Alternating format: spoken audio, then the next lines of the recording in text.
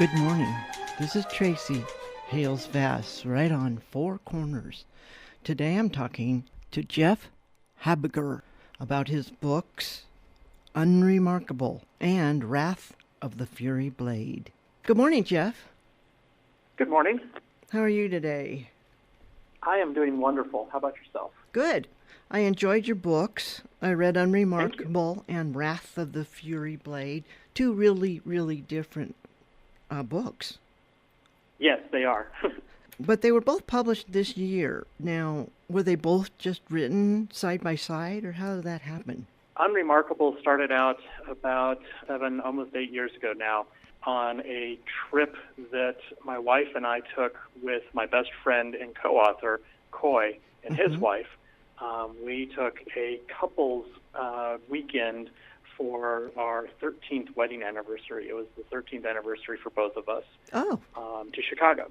And on our drive back, we were talking about our trip and just, everything, what the kind of experiences that we had. And as usually happens on a long drive, Coy and I got to discussing, different aspects of the mythology of vampires and the like.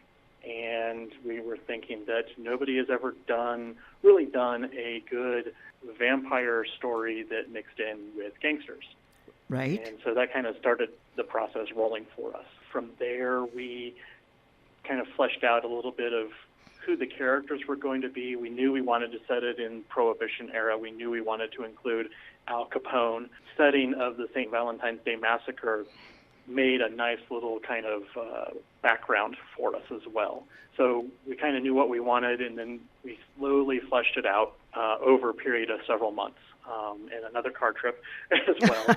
And from there, it kind of sat and just kind of germinated for a while. I started writing it about a year and a half later, and just started working on it. At the same time, I had started thinking about an idea that I wanted to do for a fantasy story, set in a world where we weren't really concerned about the adventurers going off and doing what adventurers do, or the quest to go stop an evil king or throw an artifact into a volcano, whatever it might be. I wanted to focus on the idea, the concept of, in a world that is filled with magic and monsters and all of these big things that go on in the world, in a city that is big enough, that has crime, probably has a police force, how do the cops in a world of magic and monsters solve crimes? That was my basic premise. And so I started writing that one as well at the same time. So they did kind of go in parallel. Wow. And I would write parts of it and ship them off to Coy, and he would review, so I could then write other parts of a different story. Okay. And go from there. Wow, that seems like a lot of work, but a lot of fun. I really liked... It was a lot of fun. Yeah. Both books have a juxtaposition going on. I mean, Unremarkable has the vampire with the gangster history, as you said, and The Wrath of the Fury Blade has the police procedural murder mystery theme going with the magical world of elves. Yes. And I love that. That's a lot of work and a lot of creativity involved. It was a lot of fun. I mean, part of the things that we like as readers ourselves, and something that we wanted to continue as authors, is to create truly unique kind of settings and stories. Right. And the best way to do that is to really kind of blend your genres, to not stick with a single, this is going to be a murder mystery or police procedural. Right. Well, those are quite literally a dime a dozen at times. Yes. Yes. So how do you make it unique? How do you make it stand out? That you could do different ways. You can make it historical. You could, make it even science, sci-fi, and make it futuristic. But even that's been done by some of the greats. So, right.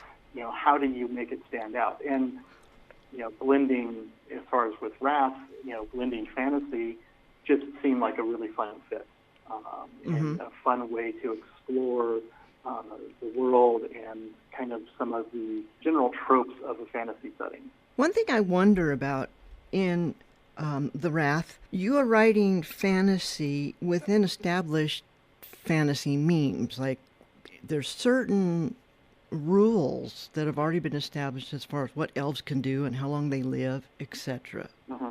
With that, how far did you feel you could take liberties? So with the fantasy world, I mean, anybody who writes these days in terms of fantasy, especially a fantasy setting that involves elves, you have the great, J.R.R. Tolkien kind of lording over everybody, Right. as far as what an elven definition should be, what an elf looks like and sounds like, and how they act and everything. Right. At the same time, there are a lot of folklore of what elves should be, everything from the diminutive sprites and fairies or fae, and that kind of setting and stuff. And so, while those two images sometimes overlap, they're very, very distinct. And, we wanted to create something that kind of nodded towards them, but still also create them as a unique people, a unique race of people in our world. And so to that extent, we have our own kind of mythology around the creation of the elves in this world that we have created. And the culture that they have is very, very unique and distinct from what cultures that other people may be familiar with, especially if they've only ever read Tolkien or places, writers like that. Our elves are very distinct and different. They are, but they still are elves. They are still elves, yes. Yes. And in the sense of the classic sense that they have a longer lifespan than a human Right. does. They have an affinity to the woods and the forest. Right. They have the pointed ears, and all that kind of good stuff. And they're all generally fairly good looking, although we have a Right. couple that are kind of corpulent and everything. That's right. But at the same time, that kind of look into the race and how the race themselves, the people themselves, look at themselves, allowed me to create a culture that was very, very much obsessed with their own history, their ancestry, and the purity of their race, which is Right. a theme that kind of runs through the novel. It does, and I was going to bring that up. That kind of is a little bit of a political statement in there. Just a little bit, yeah. I mean, I don't have a problem with coming out and saying that the elves that I created in the setting, the kingdom of Tennel, that is the setting for Wrath of the Fury Blade, the elves are Nazis. And that was my template that I used to create the race, to the extent that they look down upon and have created laws against the interbreeding of elves with non-elves. They have are working towards basically setting up ghettos in the same way that the Nazis did, unfortunately, with the Jews and other people that they did not particularly like. The elves of Tennel have done that with those who would be considered half-bloods. And they kept changing it. They kept going, yes, bringing it closer and closer. Well, great-grandparents. Well, maybe just grandparents. Yeah, it started out with grandparents, and then it became great-grandparents. Right. And it's extended further and further back as to what is considered to be pure elven. And it's a way for the people to, in a way, feel good about their ancestry and their heritage, but it's also a way to, segregate, ostracize a part of the population who you feel shouldn't have the same, things that you do. Same privileges and rights. Exactly. Same privileges, same jobs, same rights, and everything else. And so, it was a bit of a risk to include that, because anytime you bring any kind of politics, even in a fantasy setting and stuff, it can be kind of risky. I'm sure. But it was definitely a way to make the setting, unique. And in that way, the main character doesn't concern herself too much with her heritage, although it does kind of come up some in the story. I see her as trying to be above what's going on around. Leva is, first and foremost, she's a cop, and that's what she focuses on. Right. And what she tries to do. In the same way that I have read police procedural historical fiction, but it was about a police officer in Munich, Germany in 1930. And here's a guy who's having to deal with the rise of Nazism in his beloved city and his country, but he's a cop, and he's just trying to solve a crime. And that's the same way that I wanted to treat Riva as well, that she knows what's going on, she sees it, she tries to be above it, and at the same time, she's kind of falling into that same trap that a lot of people may fall into of, well, it doesn't affect me directly, so I'm not going to do anything about it. You really see her position in this when the half-blood is injured and she wants to keep him alive, and then she gives him the better quarters. But we can because of this. So you almost can see her conflict in that. Almost, yes. Almost. And in a way that's kind of fun, that makes Riva a much more, a character with a lot more depth to her. Right, that did. Is this the first of that series? Yes, Wrath of the Fury Blade is the first in her series. Okay, good. So I have a lot more. In fact, I'm in the process of writing and trying to untangle some complex plot points right now in book 2. I get that. Will we see Ansi again? Yes, we will see Riva and Ansi. Ansi is her partner. One of the things that I thought of that was kind of unique for the setting of the story of Wrath of the Fury Blade is that in a world of magic, you wouldn't just have a cop, you would also have a cop who is literate in magic. Right. And they would work as partners. And that's where, Aunt Riva is very much the cop. She's the cop's cop. The daughter of a cop and everything else. Ansi is the magical user. He is attuned to magic and can cast the spells that are needed. And so when you can face criminals who can use magic, you need a cop who can also use magic as well. Right. The next books, I have ideas for at least 3 or 4 currently, and I know I'll easily get more books in the series that I want to do with them. And they'll pretty much all focus on Riva and Ansi specifically, and then the ancillary characters around them, the small group of constables who work with Riva, the extended her extended family, as well as Ansi's extended family. In fact, I have a storyline that deals with Ansi's extended family good. idea in my head and everything. So. Oh, good. I'm glad we'll get to see more. Your descriptions in this book are so clear with what they wear, how they look, the surroundings. It's just so visual. Well, thank you. One, it was a fun sandbox to play in. Get a chance to go in and play around and create a world that, and everything. And one of my goals was always to make the setting of Tennel, the kingdom and the city where the story takes place, to be as much of a character as the people that were populating it. Right. One of my favorite authors of all time is Ian Rankin, who writes the Inspector Rebus mysteries set in Edinburgh and other parts of Scotland. Rankin does a wonderful job of making Edinburgh feel very much part of that character in his stories. You get a description. I mean, I visited Edinburgh several years ago, and you walk along and you'd go, oh, here's this, here's this. He described it perfectly, right. Yeah, and I wanted to kind of create the same feeling of, here's the city. The city has a history to it. It has layers upon layers of mysteries to it as well, and there's a culture there that I really wanted to take. And so as a first book, it was kind of a risk as well. I've had a few people tell me that it was too much, that there was too much of descriptions, and that was kind of a hazard to get into on a first book because you can spend a lot of time narrating and not dealing with the action. But at the same time, I've had people tell me that they love it, that they love that level of detail and world building. Well, the uniqueness of it, I think, makes it worthy of having that much time spent on it. And Unremarkable, is it titled for the main protagonist? Yes. Because he's an unremarkable guy? Yes, very much so. In Unremarkable, set in 1929 Chicago, so we didn't have to do too much in terms of world building there. Right. But other than, I did a lot of fun reading on Prohibition and the history of the city and everything. But the main character is named Saul. He's a nobody. He is a man who he works as a postal worker. He's in his early 20s. He just moved out from underneath his parents, and he's just trying to make his way in the world. And he's nothing spectacular. He just wants to keep his job. Yes, he keeps saying, "I got to," which is very important. Right. Because I can't lose my job. He keeps saying that. Yes, exactly. Well, I mean, if you think about it, I mean, when he has a fairly good job working for the government, Right.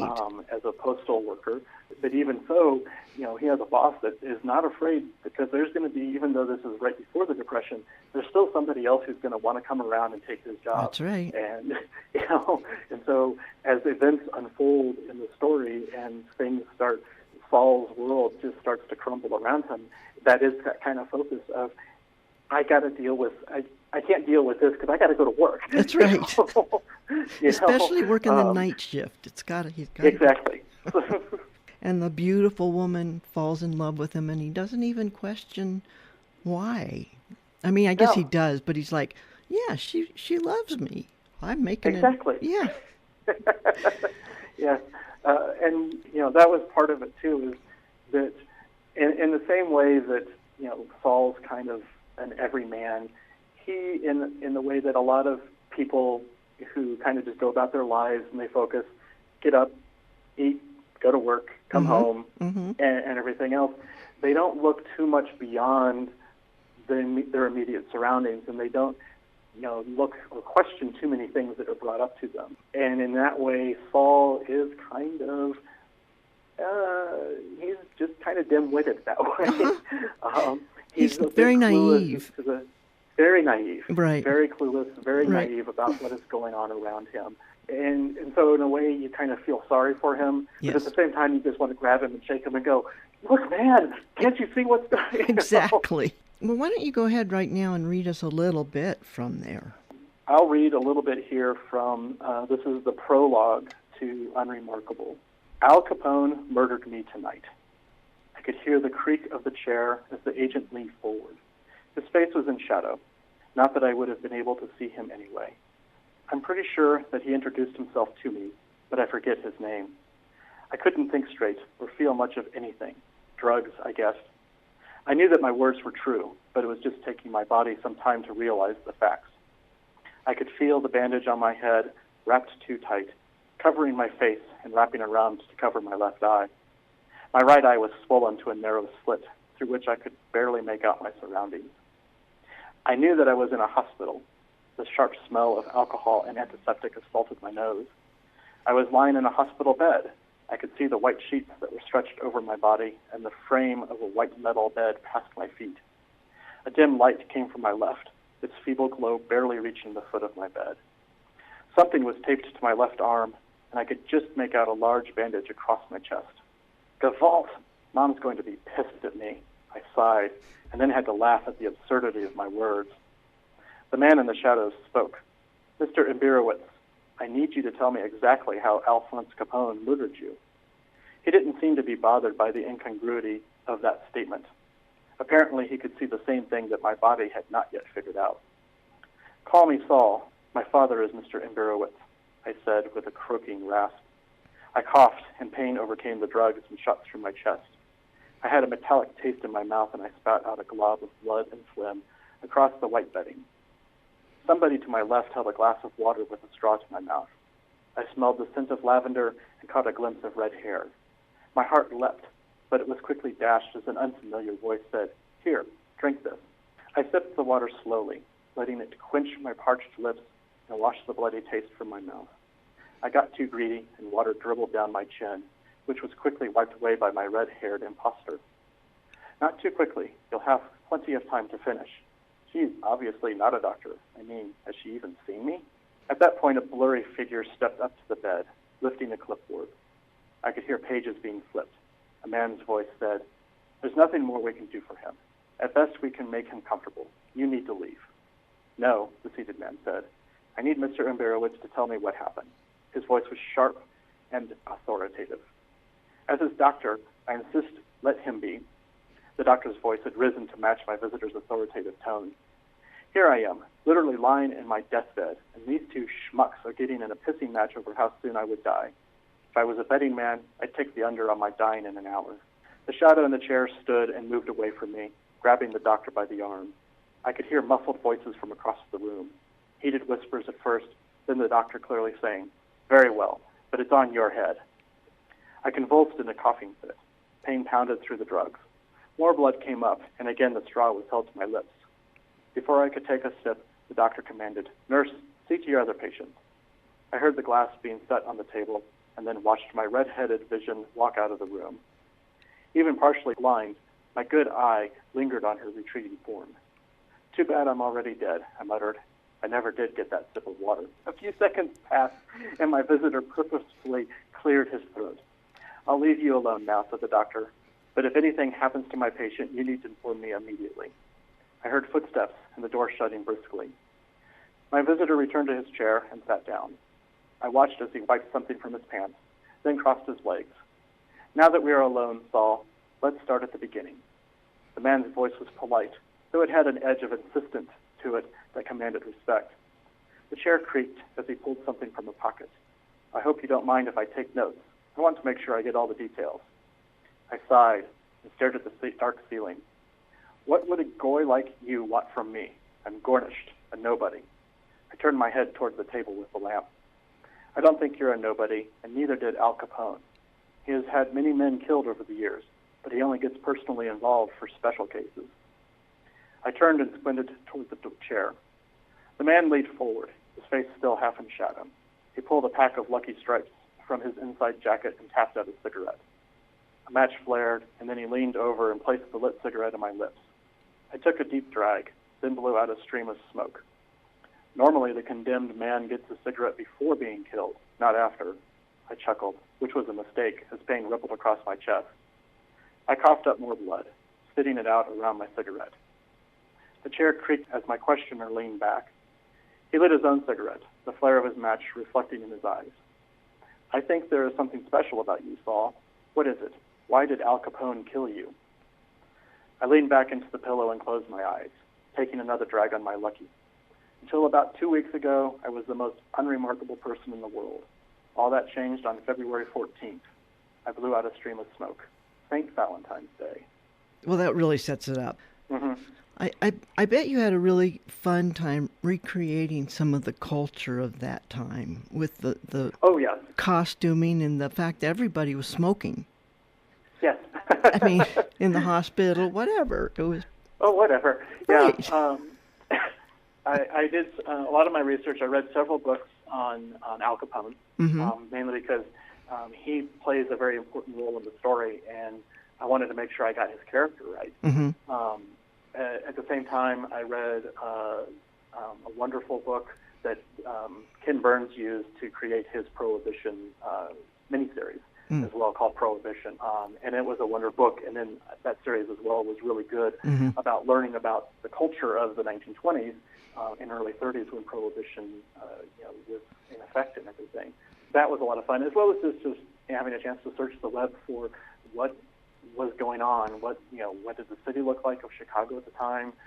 I found some wonderful maps that were of the right era, which really helped because you can't go to Google and look at Google Maps right now and know what Chicago looked like. Right. Then.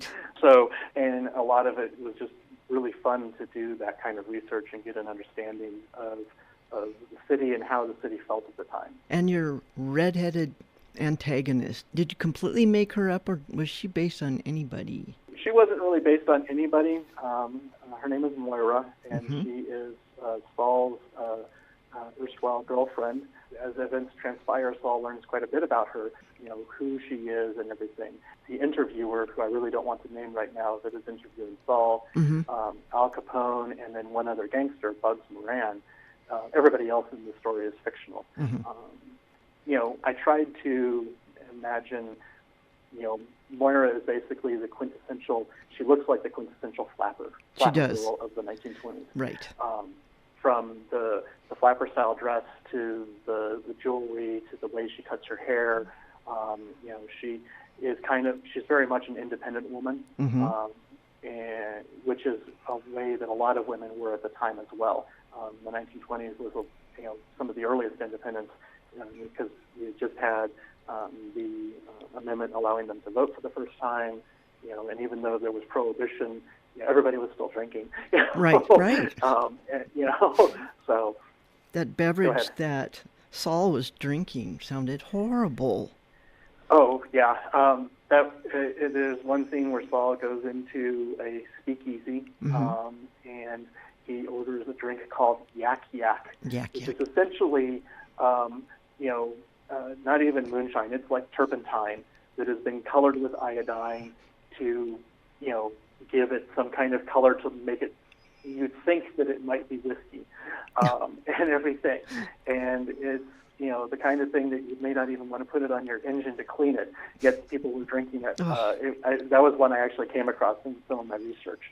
Wow, so that was a real thing. Yeah, it was a real thing. I was like, wow. Yeah. People were desperate. Really desperate. So and you said that we'll see Saul again too.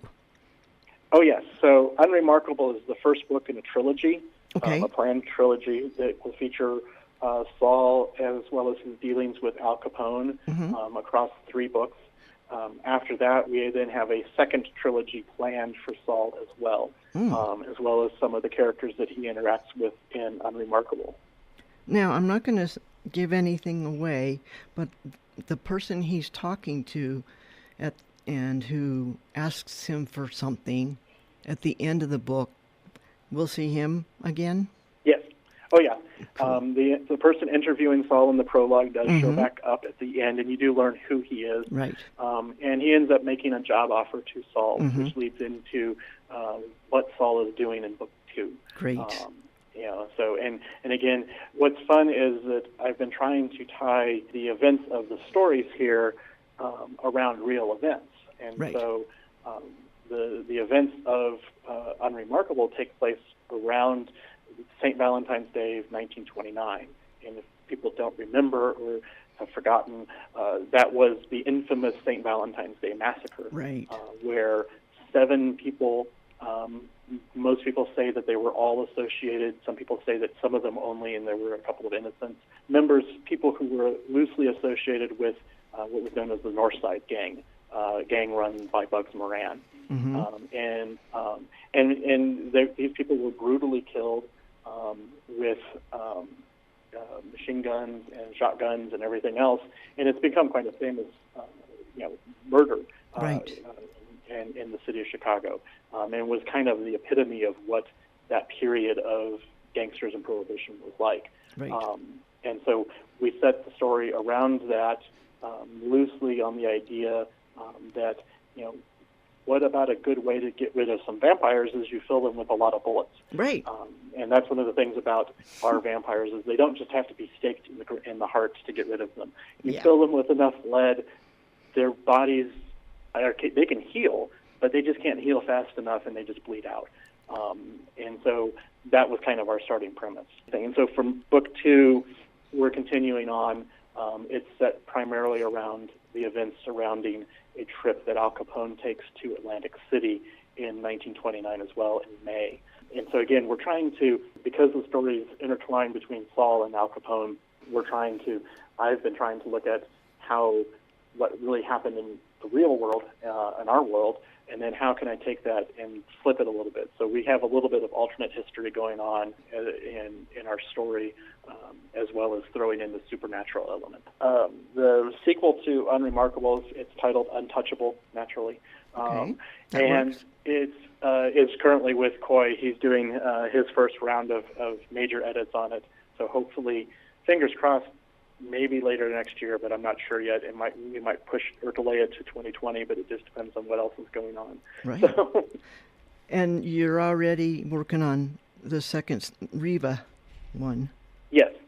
Yeah, we're working on the second adventure with Riva and everybody from Wrath of the Fury Blade, and that book is currently called Joy of the Widow's Tears. I hope that people who pick up the books enjoy them. They can get them online, pretty much any online retailer, as well as going to any bookstore, independent bookstore, or if they happen to be near one of the big chain stores like a Barnes & Noble or something like that. Even if they don't currently have it in stock, they can order it. It's available nationwide. It's also available for ebooks as well, Kindle, as well as other ebook readers like the Nook or other things, other platforms as well. And just that, if people pick them up, I hope they enjoy the books. All right, Geoff, thank you. Thank you, Tracy. I appreciate it. And that was Geoff Habiger talking about his books, Wrath of the Fury Blade and Unremarkable. This is Tracy Hales-Vass, right on Four Corners on KSJE 90.9 FM, Farmington, New Mexico.